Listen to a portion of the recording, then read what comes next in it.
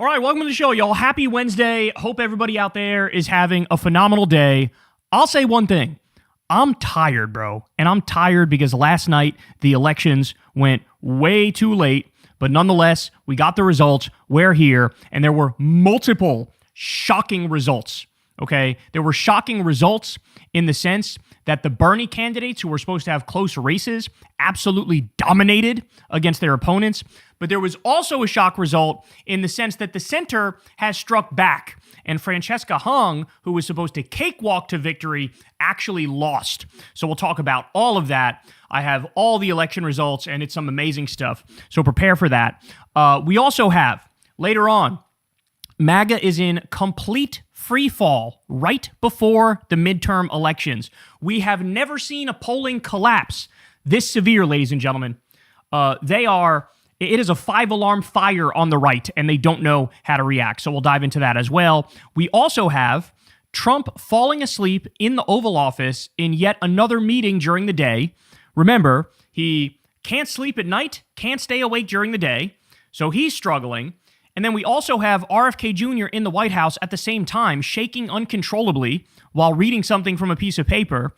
And we'll probably get to this one tomorrow, but we have the Secretary of War Crimes, Pete Kegsbreth, just absolutely tweaked off his ass cheeks, y'all. Just zooted and geeked up on Lord knows what kind of upper. But like, he's sitting, he's doing the sniffle thing. He's putting his hands through his hair. He's sweating like crazy. He's like moving all over the place. So obviously he's got a little bit of that booger sugar in his life, most likely. So we'll talk about that as well. And then the hit job against Abdul backfired spectacularly. CNN did a hit job against him, and this thing came apart at the seams, and people are furious, and if anything, they're lining up to support Abdul more now. So we'll dive into that as well. So you guys know the drill, man. Everybody do me a big favor. You can subscribe to the YouTube channel. That helps out big time and costs you nothing. You could also click that bell icon so you get a notification every time we drop a video.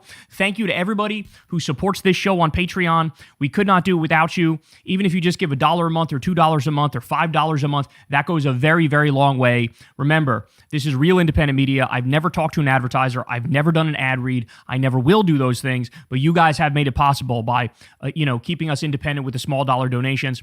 The way we fund the show is that, and with the default ads on YouTube, that's it. I have no ad team for the show here. Like I said, I never talked to an advertiser, never talked to a PAC or a government or anything like that. Very proud of that fact. You guys made it possible. Okay, also, sign up for Crystal Kyle and Friends on Substack. We have Oliver Larkin coming on this week, the man himself, the man of the hour who's been busting up Fox News hosts left and right, which is a phenomenal thing to see. The guy who called Trump a pedophile on Fox News and they panicked and ended the segment early. The guy who's running against Jared Moskowitz, the self-described Ron DeSantis Democrat. Okay, so we have him coming on Crystal Kyle and Friends this week. Can't wait for that. And of course, go sub to Corin's World and come hang out with us live on Monday nights. All right, y'all, let's go ahead and jump right in. Big time election results. Big time election results. So here we go. Take a look at this. This is a massacre, says Elections Joe. The Democratic Tea Party's home field is very clearly in the Northeast. Congressman Larson is currently nearly losing by 20 points against his primary challenger. And you can see here, now this was, when only 16% of the votes were in, but at the end of all of it, he didn't do much better. In fact, I think he lost ground since then. I think he ended with, last I saw, he had like 33% of the vote, and that was with like 70 some odd percent in. So this guy got his clock absolutely cleaned. Okay, progressive challenger against John Larson.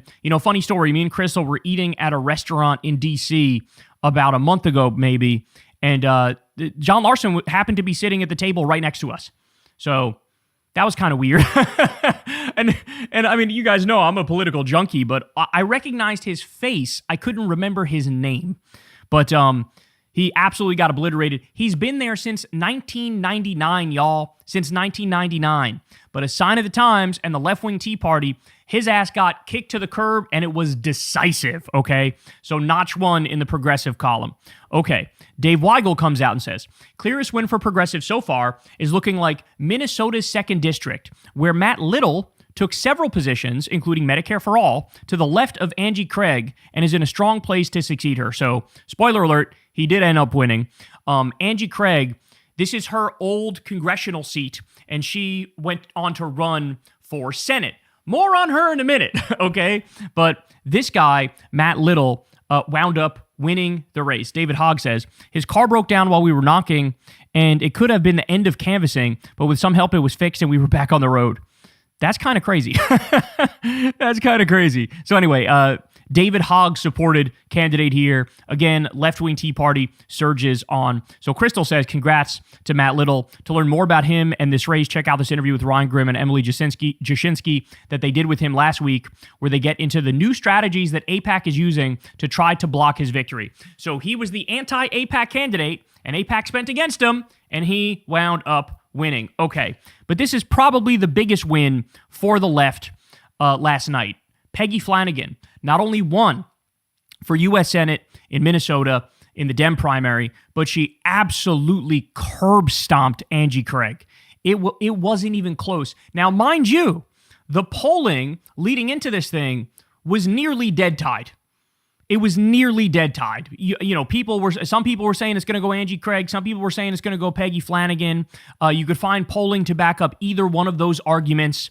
But come election night, when people turned out, look at this result, bro. Look at this result. Now, granted, this is only with 72% of the vote in here, but you can see Peggy Flanagan up nearly 20 points on Angie Craig in what was supposed to be a close race, ladies and gentlemen. But this is the Bernie endorsed candidate, the AOC endorsed candidate, I believe Elizabeth Warren endorsed candidate. She's the lefty candidate, and she absolutely dominated, bro. She absolutely dominated. So shout out to her. Shout out to, Bernie and all the candidates who are out there helping to lift her up. Now, if you don't know about Peggy Flanagan yet, you're about to get a crash course on Peggy Flanagan, because she's very likely, your next senator from the great state of Minnesota. And here she is in her victory speech. And I don't know, man, I think this speaks for itself here. She knocked it out of the park. Listen. And getting rid of prior authorization so that some dude behind a desk, or worse yet, an AI bot, isn't determining whether you get the life-saving healthcare that your doctor has prescribed. And passing Medicare for all, because we are going to make healthcare available and affordable once and for all. And now let's talk about Donald Trump's out-of-control ICE force. We need to rip ICE apart and stop them from terrorizing our communities. And I know this. I know that we can fix our broken immigration system, secure the border, and create a real pathway to citizenship that aligns with our values. And we are going to stop Donald Trump's $1 billion a day illegal war in Iran and the crushing gas and fertilizer prices. We are going to fight the corruption, whether it's in the White House or in the halls of Congress, because the grift has to stop. And make no mistake, we are going to protect our democracy from this out-of-control president and all the yes, sir senators who are doing his bidding. And we're also going to protect our democracy from the corporate PACs and dark money groups that are trying to buy our politicians. Because you know and I know the best way to end Citizens United is to show that we can run and win grassroots people-powered campaigns. She is spitting hot fire, y'all. She's spitting hot fire. Isn't it crazy that now we might be saying Senator Abdul El Sayed, Senator Peggy Flanagan, and Bernie might finally have some fucking backup? I mean, shit. He's geriatric as fuck now, and he barely has any support over there in the U.S. Senate. And now we're sending the cavalry, man. That's what's happening. But you know what? Many people are saying the reason why she was able to win and win by such gigantic margins is because, remember, Minnesota was fucking traumatized by the ICE Gestapo paramilitary thugs shooting people in the street, breaking up families. I mean, the entire state was terrorized by this rogue gang of criminals, okay? And Angie Craig was out there going, we need to reform ICE and maybe look at certain ways to rein them in a little bit here and there. And then Peggy Flanagan's out there like, we're going to rip them apart. We're going to get rid of them. Fuck them. And so, I mean, look, that's a wake-up call for people. And they ended up going with the person who was actually promising to do something real against ICE, not some bullshit half measure. Also, the Medicare for All thing, I'm sure, helped as well. So again, shout out to her. Okay, Angie Craig outspent Peggy Flanagan by over 4-1 and lost.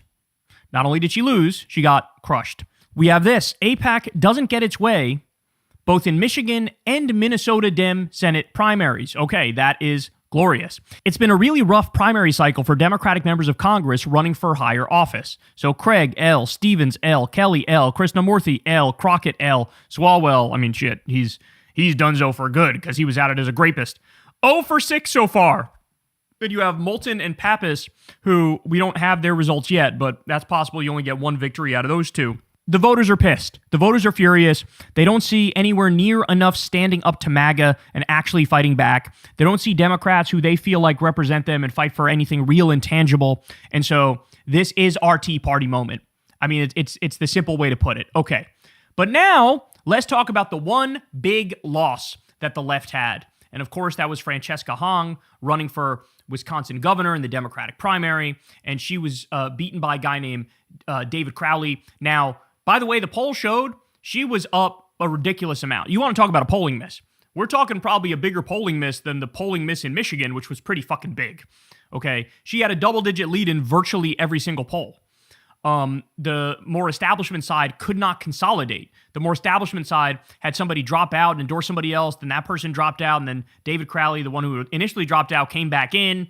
It was a mess. The establishment was a mess. However, in the final week or two of this race, you really had a lot of national media attention on this. And when I tell you they were beating the fuck up on Hong, I mean it, man. Francesca Hong got just absolutely reamed by, relentless segments against her in mainstream media. Okay, so the end result is Crowley ended up winning, and he ended up winning by a little bit, I believe, maybe a little over 1% or thereabouts. So Mac here says, Abdul wins by 15,000 votes. The media says, devastatingly close. He has to become more centrist now. Hong loses by 3K votes. Media, it's over for the left. Collapse is imminent. Full centrist mandate. And of course, he's responding to a piece here from Politico that says, the far left hits a wall. It's a crazy thing to say, especially because the DSA candidates and the left-wing candidates, they won the majority of their elections. Now, I'm not trying to take anything away from David Crowley at all. Props to him winning this shit. And by the way, you 100% should support him over the MAGA candidate. That's not even a question, okay? But it's a strange thing to pretend like, the left is cooked now when we won the majority of our races, and not only won them, but the surprise was we won them by the massive margins that we did. Okay, so you do have plenty of people on the left now who are very pissed off at Bernie and AOC because with a race that close, it is very clear if Bernie and AOC, or just Bernie or AOC, endorsed Hong, she would have won, and she probably would have won comfortably. Okay, so Nathan Robinson says, Bernie and AOC are directly responsible for Hong's loss. Instead of making the case for democratic socialist politics and getting more service workers like herself into office, AOC threw Hong under the bus as, quote, crazy woke one. Bernie pretended he didn't know her. Nathan also says, I can't believe people are really talking about AOC as a left presidential contender when on the eve of a critical primary, she decided to produce a totally irrelevant news story about her parenting choices instead of backing the socialist. So there's some real anger out there. Nathan J. Robinson also says, if you want to make the argument that they should have deliberately tanked a socialist gubernatorial campaign that was likely to prevail in the primary because you share the electability narrative, well, make that case. But let's be honest, that they tanked her. So that's my guess. I mean, their dodge was like, we're not going to get involved in a state race. We're more interested in what's happening at the federal level. So like Congress and the U.S. Senate. I believe that was their dodge. But my guess is, I think they felt like she was definitely going to lose the general, and they didn't want to have a massive L on their side here. And so they were like, let's just punt on it and not say anything. And she ended up losing the primary. But I think they feared that, with the news cycle for a week or two where they were just relentlessly hitting Hong over old tweets, I think Bernie and AOC were like, we think there's more oppo coming out against her that's definitely going to sink her in a general, and we don't want to put our name to that. That's my guess. Now, having said that, it's also like, how do you view your job as a left-wing politician? Like, there's people like Ro Khanna, for example, who, Like, he doesn't care what his batting average is. He's just going to go, this person more aligns with me, I will support them. Basically, like anybody who he would theoretically vote for if he lived in the district, he'll tell you, I want this person, right? And I don't know, my perspective is I'm more of that philosophy where, you know, if you're a politician, if you have this power, why not just tell everybody who the closest person to you ideologically is in a given primary race? And I don't know why people think it's such a big deal that even if you say, hey, I like this person and I would endorse this person, and they end up losing, nobody actually blames you. Like, that's not a thing that happens. Like, think of all the Democratic candidates that Barack Obama has endorsed in general elections, and then they've gone on to lose. And like, literally nobody holds that against Barack Obama and acts like, you know, that's the issue with him, or like he's electoral kryptonite. No, he's still, by the polling, the favorite politician of the people in the U.S. He's the most liked politician in the U.S., according to polling. And he's endorsed and missed like countless times. So it doesn't really matter that much. I don't know why you wouldn't just say, yeah, like, I support Hong. She's closer to me ideologically. But anyway, there's a lot of anger out there today at Bernie and AOC because we would have had yet another left-wing sweep if they had gotten involved, and they chose not to get involved. Only they can say why they didn't get involved. My speculation is that they thought for sure she was going to lose the general election. All right. Then, now let me show you this. So there's a little bit of Stop the Steal type posting on the left right now, if I'm being honest with you. So they say, this is fishy as hell, and why people have no faith in our elections. The reason it took so long for Wisconsin to report the results in last night's Democratic primary is that 5 USB sticks didn't have the election results, so they had to go back to the operations center and re-download the votes. They blamed human error. Hong must demand a recount. So here's what they said. So it did take longer than what everybody expected it was going to take, and here is the explanation that we got. What we uncovered was that 5 of the sticks had the audit log downloaded and not the results. It's a human error. These things can happen.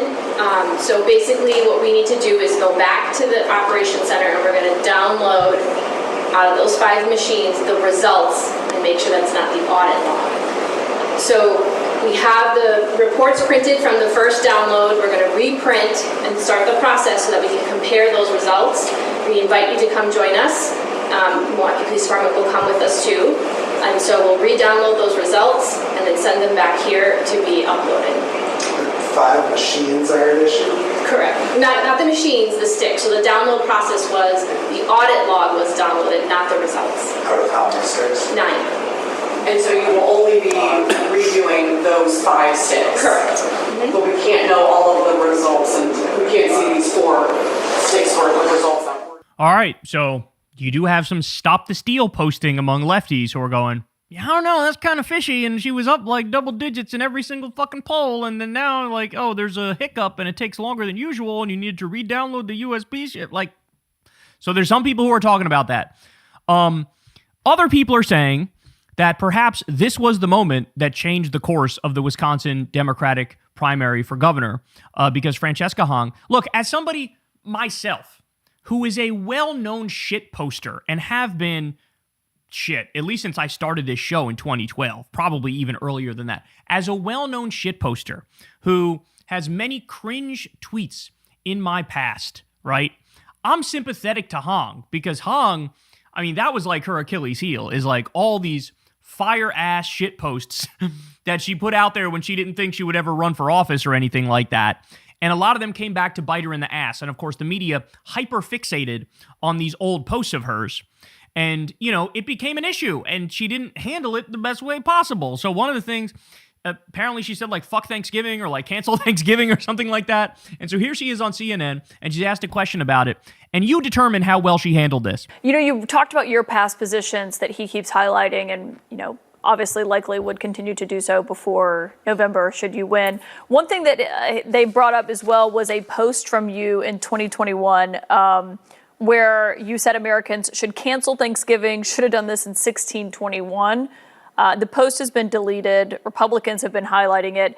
Do you still believe that She says, if it takes a worldwide pandemic for us to realize we should stop celebrating colonialism and the original super spreader event that killed indigenous folks and women, so be it. Okay, so that's what she posted. Let's see her reaction. Thanksgiving should be canceled? I'm a chef, And one of the first meals that I made that was for the community when I was 16 was a Thanksgiving meal. You know, I always think my hospitality background in owning a restaurant for 7-8 years, that bringing folks around the table to share conversation and build community is always a good thing. But Thanksgiving is also a time that's incredibly painful for many people in our communities. And so I think I wanted to make sure that people understood that there are multiple views, but views can evolve. And the position that I'm running for right now, and I think my background as a chef, will actually help me become a better governor that's able to bring more people to the table. I wish I was there to give her advice, bro. Because I would tell her, all you have to say is, of course I'm not going to cancel Thanksgiving. I'm shit posting, right? And by the way, the deeper point she made there was a point me and Corin have talked about on Kyle and Corin. That like, let's stop pretending like Thanksgiving isn't the fakest motherfucking holiday in the world. Acting like what? The people who came here and committed genocide were holding hands and singing Kumbaya with the victims of said genocide? Like, no, that's fucking horseshit. Of course it's horseshit. So, like, that deeper point is true, right? But you don't even need to address that. All you need to say, of course I'm not going to fucking cancel Thanksgiving. What are you, crazy? No, of course I'm not going to. I'm shit posting. By the way, the overwhelming majority of millennials can attest to the fact that we all shit post. We've all done it. At some point, the fever's going to break with this, like, oh, your old posts are coming back to haunt you. At some point, when every politician that's in there is of a certain age, everybody's going to be, yeah, that's what we did, is we said wild-ass shit online. Like, we had no money. We had shitty jobs. The country's falling apart. Like, yeah, we go online and we talk shit. Like, who gives a fuck? That's what we do. Like, that's more, you gotta kind of come with that energy, not like, I don't know, this answer was not good. And some people say this is where, like, the race turned. Because as soon as it got national attention, literally all of the national attention was all of the mainstream media outlets ripping her apart relentlessly. By the way, not talking about what she's 100% correct about, which is, we need a moratorium on data centers. We need Medicare for all. I mean, you go down the list on her policies and she's there. She's like 100% with it. But of course, they hyper-focused on this sort of shit, and that could have ended up tanking her. However, there's also this, and she deserves a lot of criticism for this. In fact, this is something I touched on not that long ago, too. And apparently the advice wasn't heeded, but many insurgent progressive candidates don't like to run TV ads for some reason. But Francesca Hong's flop is another strike for the ground game is greater than TV ads theory. Notable that Zoran started surging in the primary when he got on TV. Okay, so Ilhan Omar was just up for election yesterday. She crushed. She did phenomenal, right? But the election before that, Ilhan almost lost. And the reason she almost lost is because she didn't run any TV ads. There's been a number of left-wing candidates who completely forego any TV ads, and they say, like, it's all about ground game, it's all about knocking on doors and shit like that. I don't know where this brain virus came from. I hate to tell you, but the entire older generation is glued to their motherfucking TV, and they vote at a much higher rate than younger people do. You need to run TV ads. Shit, I'm a millennial. I'm 38 years old. I got my motherfucking TV on in the background all the goddamn time. Okay? Stop with this nonsense. If you're on the left, run TV ads. Run TV ads. I know we're at a permanent money disadvantage. Everybody knows that. But you have to be smart and use those funds, at least some of those funds, to run TV ads. I'm sorry, it's a necessity. You know, maybe we can come back and revisit this conversation 20 years from now, and maybe 20 years from now, you don't no longer have to do it. But right now, you have to fucking do it, okay? So I can see any of a number of things changing ever so slightly that could have fixed this race for Hong and made it so she won. Whether it's an AOC or a Bernie endorsement or both, or whether it's the national media not going crazy over her old tweets, or whether it's running a bunch of TV ads. So really, there were like, it was the perfect storm where she ended up kind of tanking herself here. All right, now let's talk about her opponent, David Crowley. So this guy, let's be clear, the only reason this guy really won is because, all the focus on Francesca Hong and her old tweets made some people think like she's general election cancer in the sense that she's going to lose. She's going to lose in the general. That's what a lot of people were thinking. Now that may be incorrect. We'll never know. But the electability line really seemed to land on this one. So here's her opponent, David Crowley. And look, he says stuff all the time that I think is just wrong. So here's one example. He's out there saying this. I would argue we have to listen to independents and Republicans because we don't have a monopoly on good ideas. Where does this instinct come from at a time when we're watching Republican MAGA fascism overtake this country? There has never been a time where it's more justified to say, we don't give a fuck what the Republicans say or do. There's never been a better time to say, no, we're standing 10 toes down on Democratic policies, and by the way, we're right. Like, you don't need to half agree with the fascists. I promise you don't need to do that. Sure, independents, sure, you can listen to them. But Republicans? Republicans. Okay. All right, so he's out there saying stuff like that as MAGA fascism sweeps over the country. Apparently there's this too. We don't need to listen to the whole clip here, but David Crowley literally dropped out of the race just over a month ago, and then he saw a red bird that got him back into the race, and then he ended up beating Francesca Hong. He took that as a sign that he needs to resurrect his campaign, that his wife prayed and asked for a sign, and then they saw a red bird, and then that's when he decided to jump back in. I'm not kidding. This is what it's a minute and 17-second clip, but that's what he explains there. It's like, we saw the bird and I knew it was time for me to get back in. Okay. And then there were moments like this where Francesca Hong, going after the Democratic establishment, led Crowley to come out and say, that's racist that you go against the establishment. I'm not kidding. Here we go. I'm trying to figure out who the establishment is, right? I think that when we talk about the establishment, I don't know who that is. I'm a kid that grew up in 53206 zip code. My parents was drug addicts and suffered from mental health. I worked extremely hard to be where I am today. And so when people try to call me the establishment, I look at that as a slur, particularly as an African-American candidate. And so I have never ran for office to protect the establishment. I've always been here to protect the people. That's my foundation. That's what I'm going to continue to do as a county executive and what I'm going to do as the governor of Wisconsin.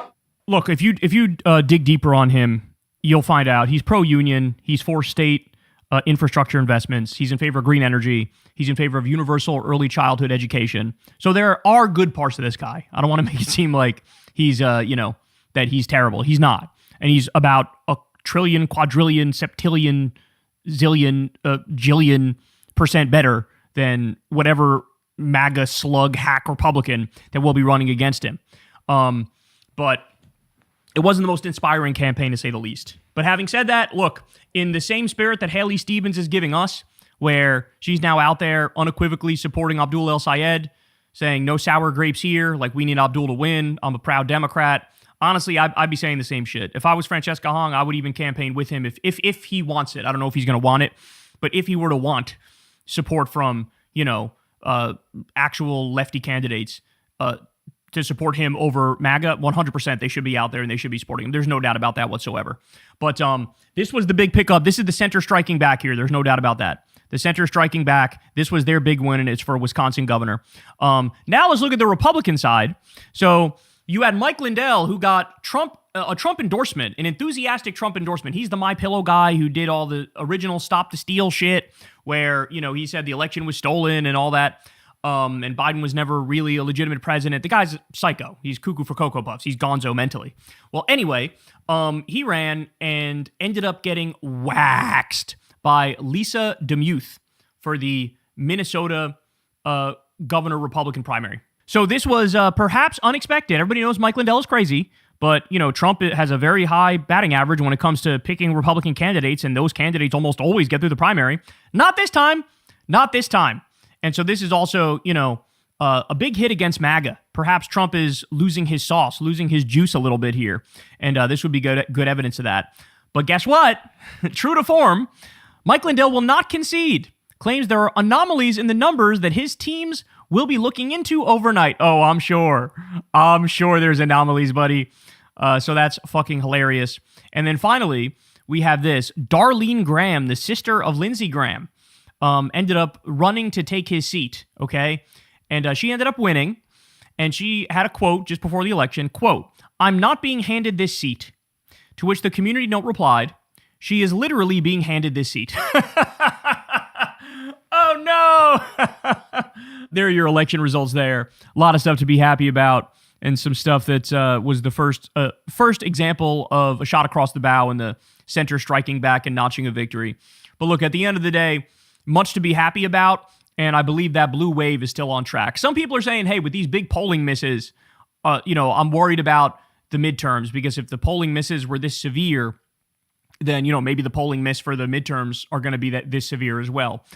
I don't buy that, and I don't buy that for the simple reason that these big polling misses are within Democratic primaries, right? And it's very possible that, certain demographics are more likely to respond to pollsters than others. it's also, we're also dealing with open primaries here. So Republicans could have crossed over and voted in the Democratic primary, which could have skewed the numbers because you're not polling Republicans for a Democratic primary, but perhaps you need to get in these open primary states to get accurate numbers. But in terms of like Democrat versus Republican polling numbers, I'm not nearly as afraid of a big miss. I think that those polls are definitely going to be in the ballpark of what we're looking at, which means MAGA should be terrified. Hey y'all, do me a favor and like and subscribe. It helps out big time in the algorithm. Click the bell as well for notifications when videos drop, and watch that video on screen right now. You know you want to.